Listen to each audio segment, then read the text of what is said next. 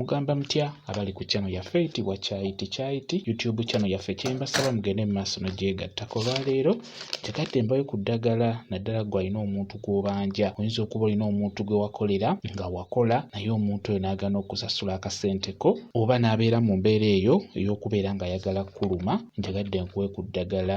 Eddagala lino lya kunyookeza. Linyookeze omuntu oyo gw'obanja agenda kuba akusasula akasenteko.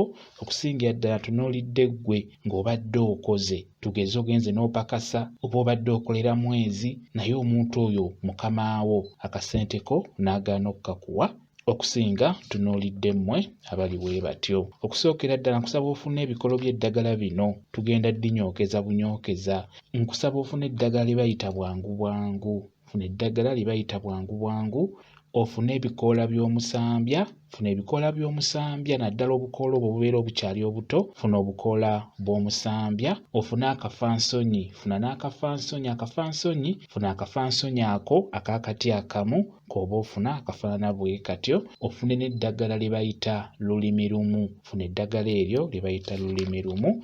Kati eddagala eryo lyonna ligatte wamu. Nkusaba obeere ng'olyanika. Lyanika eno mu kisiikirize ewava omusana gy'oba olyanika oba lyanike mu nnyumba lijja kukala bulungi nnyo. Bwe limala okukala eddagala eryo beera nga lisekule. Osobola odinyigira mu ngalo nga likaze bulungi. Linyigire mu ngalo mpola mpola ofunemu ensaano oba lisekule oggyemu ensaano. Kati ensaano eyo funa w'ogiteeka bulungi ey'eddagala eryo ng'oligasse wamu. Bw'omala okuteekateeka ensaano eyo beera nga weeteekateeka. Obudde bwe buwungeera ne wano ku makya ng'obudde bwakakya, nkusaba ofune olujjo oba akabaati, teekako amanda g'omuliro. Bw'oteekako amanda g'omuliro nkusaba obeere ng'odda mu mulyango. Dda mu mulyango oba osobola okudda mu nnyumba yo. Oyinza okuba toyagala abantu bakulabe ng'onyookeza ddagala. Osobola okudda mu nnyumba naye beera ng'oggula amadirisa wamu n'oluggi. Omukka ogwo gubeere nga gusobola okufuluma gubeere nga gugenda.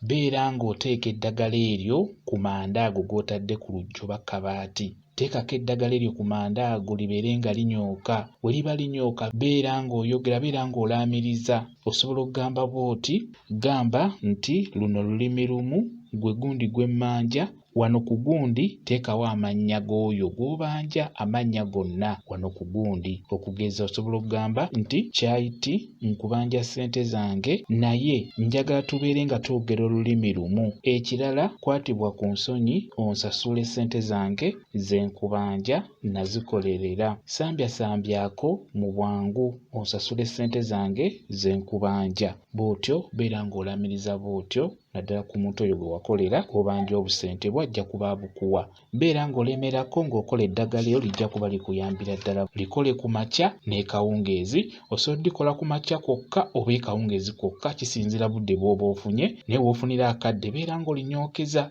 Obusente bwo ajja kuba abukuwa singa onaaba okoze eddagala eryo. Bwe kityo bwe kiri. Kambe WhatsApp namba yange osobola okumbuuza, nja kwongera okukunnyonnyola ku vidiyo eno. WhatsApp namba yange eri 0777873401 yeeyo WhatsApp namba yange. Mwebale kubeera ku channel yaffe eyitibwa Kyayiti YouTube channel yaffe. Kyembasaba mugende mu maaso n'ogyegattako mubeere bulungi. Mweraba.